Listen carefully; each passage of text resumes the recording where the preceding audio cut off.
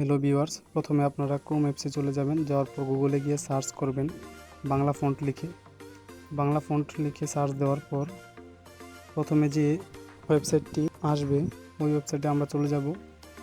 তো এখানে আসছে লিপিঘরে চলে যাব। লিপিঘরে যাওয়ার পর নিচে স্ক্রল ডাউন করতে থাকুন।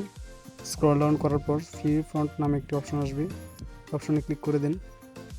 এই অপশনে ক্লিক করার পর অনেকগুলো ফন্ট আপনার সামনে ওপেন হবে। আপনার কাছে যে ফন্টটি ভালো মনে হবে ওই ফন্টটা আপনি সিলেক্ট করে নেবেন। আমার কাছে এই ফন্টটি ভালো মনে হয়েছে বিদায় আমি ফন্টটি ডাউনলোড অপশনে ক্লিক করে দিলাম। ডাউনলোড অপশনে ক্লিক করার পর এখানে লিখে পরীক্ষা করুন। এখানে আপনি ইচ্ছা করলে লিখে পরীক্ষা করতে পারবেন। তো আমি কিছু লিখে পরীক্ষা করে নিচ্ছি।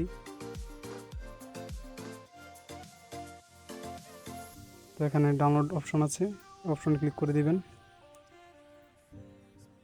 অপশন ক্লিক করার পর অটোমেটিক ডাউনলোড হতে থাকবে।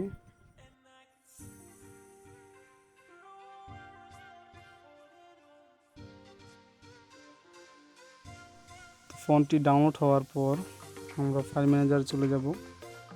ফাইল ম্যানেজারে যাওয়ার পর আমরা ডাউনলোড ফোল্ডারে চলে যাব।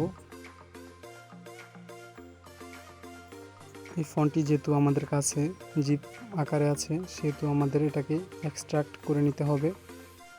তো এই ফোল্ডারেই আমরা এই ফন্টটি এক্সট্রাক্ট করে নেব।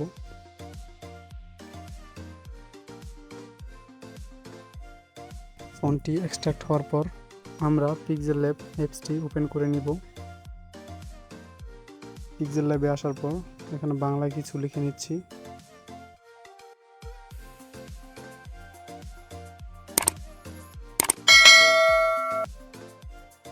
এখান থেকে আমরা ফন্টে চলে যাব, মাই ফন্টে ক্লিক করার পর আমরা ফোল্ডারে চলে যাব। ফোল্ডারে যে ডাউনলোড ফোল্ডারটি সিলেক্ট করে নেব। ডাউনলোড ফোল্ডারে গিয়ে আমরা ওই ফন্টটিতে ক্লিক করব।